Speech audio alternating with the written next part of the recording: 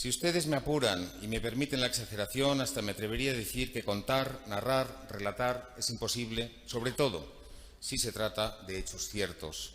de cosas en verdad acaecidas.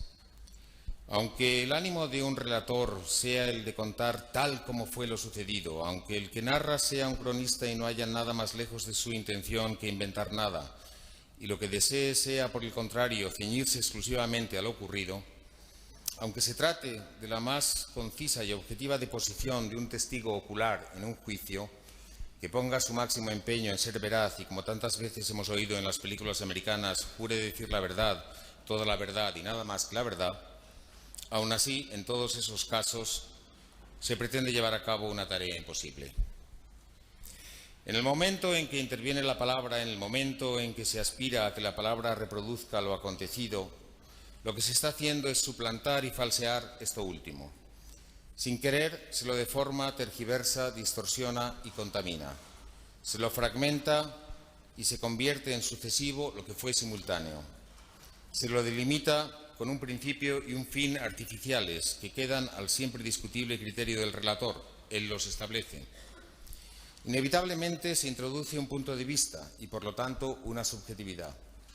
Al menor descuido uno adjetiva y los adjetivos habitan en el reino de la imprecisión.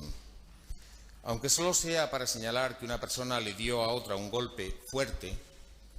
este variable vocablo constituye ya por sí solo una interpretación, una aproximación, un atrevimiento y una mera conjetura, porque fuerte no puede significar lo mismo en boca de una niña de 10 años y en la muy fiera del antiguo campeón de los pesos pesados Mike Tyson,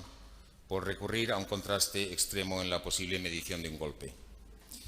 De hecho, si bien se mira, la lengua misma no es más que un permanente tanteo, un esfuerzo más bien inútil, una búsqueda que ni siquiera es muy libre, pues está condicionada por las convenciones y por el pacto con los demás hablantes. Es una especie de quiero y no puedo, o un perpetuo amago condenado a no dar nunca en el blanco o no de lleno. Como ya observó Ortega y Gasset en su viejo ensayo de 1937, Miseria y esplendor de la traducción, desde hace mucho, mucho tiempo, la humanidad, por lo menos occidental, no habla en serio. Hasta aquí Ortega. Y en efecto, la lengua es metafórica en su conjunto, y hasta con las frases más nimias, corrientes e inocuas, las que podemos dar por más verídicas y seguras, estamos a menudo diciendo disparates, precisamente por estar recurriendo a una metáfora. Las más de las veces decimos sin saber lo que decimos, y el propio Ortega ponía este ejemplo. Si yo digo que el sol sale por oriente, lo que mis palabras, por tanto la lengua en que me expreso, propiamente dicen, es que un ente de sexo varonil y capaz de actos espontáneos, lo llamado sol, ejecuta la acción de salir, esto es, brincar, y que lo hace por un sitio de entre los sitios que es por donde se producen los nacimientos, Oriente. Ahora bien, yo no quiero decir en serio nada de eso.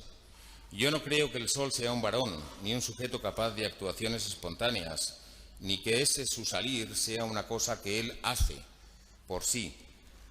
ni que en esa parte del espacio acontezcan con especialidad nacimientos. Al usar esa expresión de mi lengua materna me comporto irónicamente, descalifico lo que voy haciendo y lo tomo en broma. La lengua es hoy un puro chiste, remataba Ortega, porque aún están vigentes y aún no hemos encontrado nada mejor que las expresiones y frases del tiempo en que el hombre indoeuropeo creía en efecto que el sol era un varón, que los fenómenos naturales eran acciones espontáneas de entidades voluntarias y que el astro benéfico nacía y renacía todas las mañanas en una región del espacio. Hasta aquí Ortega. No sabemos hacer, por tanto, lo que hacía el hombre antiguo, si queremos entendernos, claro está, y no hablar con una terminología. Hablar fue, pues, en época tal, añadía Ortega, cosa muy distinta de lo que hoy es. Era hablar en serio. Hasta aquí Ortega.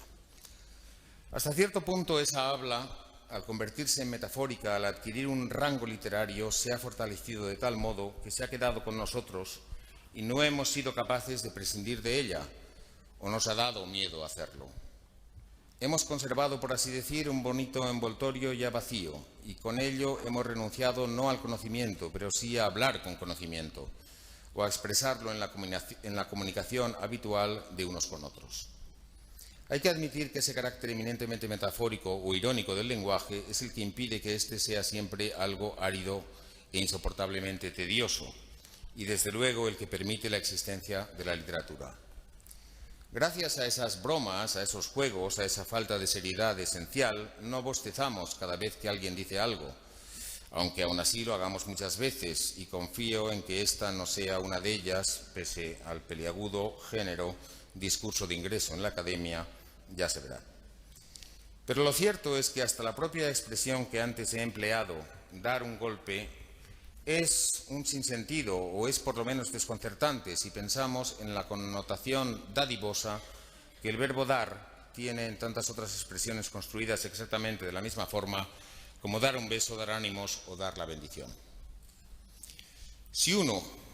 además, conoce otras lenguas aparte de la que heredó en la cuna, la condición imprecisa, tentativa y volátil de los idiomas se le hace más manifiesta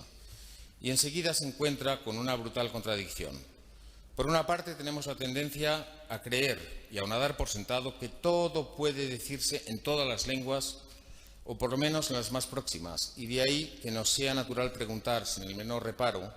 ¿cómo se dice esto en inglés? O esa expresión francesa, ¿qué significa en español? Convencidos de que esto se ha de poder decir y efectivamente se dice en inglés, solo que de otra manera, o de que esa expresión francesa ha de tener por fuerza un equivalente en español, y de que, por tanto, algo debe de significar en nuestra lengua también en ella. Y, sin embargo, junto a esa creencia popular y generalizada de que todas las lenguas denominan en el fondo las mismas cosas, los mismos objetos, los mismos sentimientos, pensamientos, acciones, pasiones, las mismas sutilezas y los mismos hechos, la creencia, en suma, de que todo puede decirse y de que las lenguas son solo el instrumento intercambiable para referirse y nombrar lo existente, que es en cambio inmutable en todas partes,